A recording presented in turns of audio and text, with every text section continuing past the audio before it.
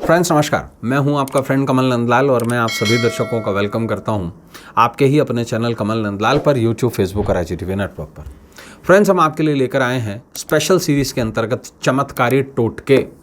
जी हाँ, कुछ ऐसे खास उपाय जो आपके जीवन को सुगम, सफल और अति सफल बनाए। जी हाँ, और आज इस स्पेशल सीरीज़ के अंतर्गत हम बात करेंगे बहुत ही खास विषय पर। ध्यान से सुनिएगा, रक्षाबंधन के मुहूर्त और विधि के साथ जाने खास उपाय। तो पहले मैं आपको बता दूं, ये जो रक्षाबंधन है ना, ये बड़ा अजीब होने जा रहा है। भद्रा का साया आया है इस पे।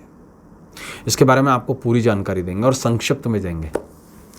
देखिए, सावन पूर्णिमा के उपलक्ष्य में रक्षाबंधन का पर्व मनाया जाएगा, जिसका अर्थ है रक्षा के लिए प्रतिबद्धता, जिसमें एक दूसरे की कलाई पर सूत्र बांधा जाता है, जिसे राखी कहते हैं।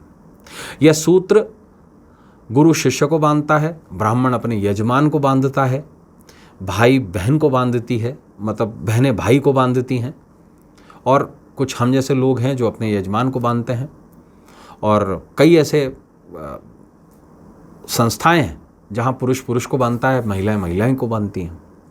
सनातन संस्कृति के अनुसार भाई पर बहन की रक्षा का दायित्व होता है, अतः यह पर्व भाई बहन के विशेष त्यौहार के रूप में मनाया जाता है। रक्षाबंधन के उपायों से रिश्तों में मिठास आती है, मनोविकार दूर होते हैं, धनागमन होता है और सेहत की सुरक्षा होती है ना। लेकिन आपको ये बता दूं कि ये जो रक्षाबंधन है ये बड़ा अटपटा है। अब मैं आपको इसके बारे में पूरी जानकारी देता हूँ, आप पॉइंटर में भी देखेंगे। देखिए, सावन पूर्णिमा के दिन मनाया जाता है। तो सावन की पूर्णिमा तिथि जो शुरू हो रही है, प्रारंभ हो रही है गुरुवार 11 अगस्त 2022 को सुबह 10:38 पर, और ये चलेगी शुक्रवार 12 अगस्त 2022 को सुबह 7:05 पर। रक्षाबंधन सिर्फ और सिर्फ 11 अगस्त 2022 को ही मान्य होगा। अगर कोई शुक्रवार 12 अगस्त को राखी बांधता है तो रक्षाबंधन मान्य नहीं है। कारण क्या है? क्योंकि शुक्रवार के दिन 3 मुहूर्त नहीं है, यानी कि दोपहर क्रॉस नहीं कर रही है पूर्णिमा, तो इसलिए क्लियर हो जाइएगा, 3 मुहूर्त कलांश नहीं है। तो इसलिए रक्षाबंधन जो है वो सिर्फ और सिर्फ गुरुवार 11 अगस्त 2022 को है। अब क्या? देखिए, रक्षाबंधन के दिन अशुभ भद्रा काल पड़ रहा है, और भद्रा काल में राखी नहीं बांधी जाती है। एक बार शूर्पणखा ने रावण को राखी बांधी थी भद्रा में, तो रावण का सत्यानाश और सर्वनाश हो गया। इसलिए भद्रा में राखी नहीं बांधते हैं। और हम लोग जो विप्र वर्ग हैं, हम अपना यज्ञोपवीत भी इसी दिन बदलते हैं। तो यज्ञोपवीत भी नहीं बदलेंगे, लेकिन ये कब बदला जाएगा इसके लिए आपको ये बताते हैं। तो देखिए, अशुभ भद्रा काल रहेगा सुबह 10:38 से पूर्णिमा के साथ ही, और रहेगा रात को 8:50 तक।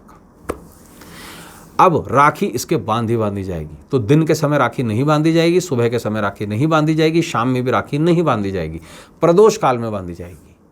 राखी बांधने का एकमात्र शुभ मुहूर्त जो है वो है गुरुवार 11 अगस्त 2022 की रात को, यानी कि प्रदोष काल में 8:50 से लेकर 9:20 तक का समय। सिर्फ आधे घंटे का समय है ये, रात को 8:50 से। वैसे तो ये प्रदोष काल है, रात नहीं होगी, रात जो होगी 9:30 के बाद है। तो प्रदोष काल में शाम को 8:50 से लेकर रात्रि में 9:20 तक का समय, ये ही एकमात्र समय है जो सर्वश्रेष्ठ है प्रदोष काल का। अब आपको बहुत छोटी सी पूजन विधि बताता हूँ और कुछ विशेष उपाय भी बताता हूँ। देखिए, घर में कलश स्थापित कीजिए, और मैंने आपको वास्तु के वीडियो में भी बताया था कि आसन का सिलेक्शन कीजिए, ठीक है ना। और भाई बहन एक साथ पंचलोकपाल पूजन करें। पंचलोकपाल क्या हैं? जो पंचभूत हैं। और ईशोपनिषद एक शास्त्र है हमारा, वो कहता है कि इन पंचलोकपाल के पूजन के बगैर राखी मान्य नहीं है। कौन कौन से हैं ये? गणपति, विष्णु, सूर्य, देवी यानी पार्वती, और देवादिदेव महादेव। इन 5 के बगैर पूजन संभव नहीं है। तो इनके मंत्रों का थोड़ा बहुत जाप कर लें और पूजन कर लें। और पूजन कैसे करें? तेल का दीपक जलाएं। पूर्णिमा तिथि में घी का दीपक नहीं जलाया जाता, ठीक है। तो तेल का दीपक जलाएं, सुगंधित धूप करें, पीले फूल चढ़ाएं, पीला चंदन, केले का नैवेद्य चढ़ाएं और पूजन के बाद भाई बहन को, मतलब जो बहन है अपने भाई को और एक दूसरे को भी कर सकते हैं, रोली अक्षत से तिलक करे और विशेष मंत्र बोलते हुए राखी बांधे। और मंत्र का चाहे तो ज़्यादा भी जाप कर सकते हैं। क्या करें आप? अब इससे पहले ध्यान रखिएगा, एक आपको विशेष मंत्र बता रहा हूँ और विशेष उपाय बता रहा हूँ। देखिए, राखी बांधने से पहले अगर संभव हो आपसे तो शिवालय हो आइए, शिवालय पर कलावा चढ़ाइए यानी कि मौली चढ़ाइए और इसे अपने घर के मेन गेट पर बांध दीजिए। इससे पारिवारिक रिश्ते जो है ना वो मधुर बनेंगे। अब राखी बांधने का विशेष मंत्र, ये ध्यान से सुनिएगा, बड़ा विशेष मंत्र है ये। मंत्र को ध्यान से, येन बद्धो बलिराजा दानवेंद्रो महाबलः तेन त्वाम रक्ष बंधनामि रक्षे माचल माचलः। सिंपल मंत्र है, लिखा हुआ भी देखेंगे आप, स्नैपशॉट इसका स्क्रीनशॉट ले सकते हैं। यह रक्षा सूत्र मंत्र है। रक्षा सूत्र बांधते समय पुरोहित यजमान को, गुरु अपने शिष्य को, बहन अपने भाई को कहती है कि जिस तरह रक्षा सूत्र में दानवों के महापराक्रमी राजा बलि धर्म के बंधन में बंध गए थे, हे भाई, हे शिष्य, गुरु अपने शिष्य से कहता है, और हम कहते हैं हे यजमान, धर्म में प्रयुक्त किए गए थे, उसी सूत्र में मैं तुम्हें बांधता हूँ या बांधती हूँ। यानी धर्म पालन के लिए सदैव प्रतिबद्ध रहना, पीछे मत हटना।